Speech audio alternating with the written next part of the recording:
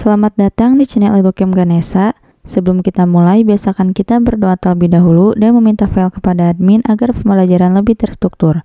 Oke, kita langsung saja ke teori SBMPTN Biologi di bab substansi genetika. Oke, yang pertama ada kromosom. Apa itu kromosom? Kromosom adalah struktur materi genetik berbentuk benang halus pada inti sel eukariotik.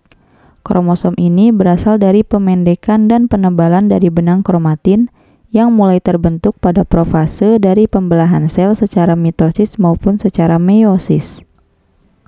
Selanjutnya adalah struktur kromosom. Di sebelah kiri ini ada gambar dari struktur kromosom. Lalu keterangan dari struktur kromosom ini adalah yang pertama ada molekul dana yang berikatan dengan histon membentuk sejumlah nukleosom. Yang kedua ada nukleosom yang membentuk manik-manik pada untai DNA. Yang ketiga adalah unit-unit nukleosom tersusun padat membentuk benang yang lebih padat dan terpilih menjadi lipatan solenoid. Lipatan solenoid ini tersusun padat menjadi benang kromatin. Yang keempat adalah gulungan terlipat berbentuk seperti pentol. Yang kelima, gulungan loop kemudian membentuk kromosom. Gambar di samping sudah cukup jelas, jadi tinggal teman-teman perhatikan.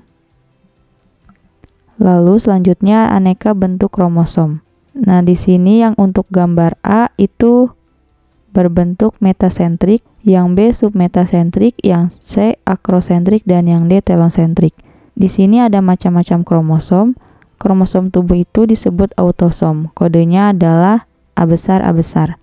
Kromosom seksnya atau gonosomnya, kodenya adalah XX atau XY. Sistem gonosom yaitu XY pada manusia, XO pada serangga atau belalang, dan ZW pada aves atau burung dan Pisces atau ikan. Selanjutnya jumlah kromosom untuk tiap spesies berbeda. Yang pertama untuk manusia jumlah kromosomnya 46, kedua simpanse jumlah kromosomnya 48, kera 48, kuda 64, lembu 60, keledai 62, anjing 78, kucing 38, tikus rumah 40, tikus sawah 42, dan merpati 80. Selanjutnya adalah gen. Gen adalah substansi hereditas dari kesatuan kimia yang mengatur perkembangan dan metabolisme tubuh. Sifat gen ditentukan oleh basa nitrogen DNA. Ciri-ciri gen adalah 1. Mengandung informasi genetik, 2. Dapat bereplikasi, 3. Mempunyai tugas dan fungsi tertentu, dan yang keempat merupakan zarah atau partikel tersendiri. Lalu ada alela. Gen yang terletak pada lokus yang bersesuaian dari kromosom homolognya akan membentuk alela. Macam alela ini ada dua, ada alela tunggal, yaitu IA dan IB, dan ada alela ganda, yaitu IAIA dan IAIO. Lalu pada alela, kromosom homolog mempunyai kesamaan bentuk, jumlah, dan jenis gen. Selanjutnya adalah asam nukleat. Di sini ada perbedaan antara DNA dan RNA. Untuk DNA, bentuknya adalah double helix, tempatnya di nukleus, kloroplast, dan mitokondria. Gulanya adalah deoksiribosa, asamnya fosfat, basa nitrogennya adalah adenin sama dengan timin, dan sitosin sama dengan guanin.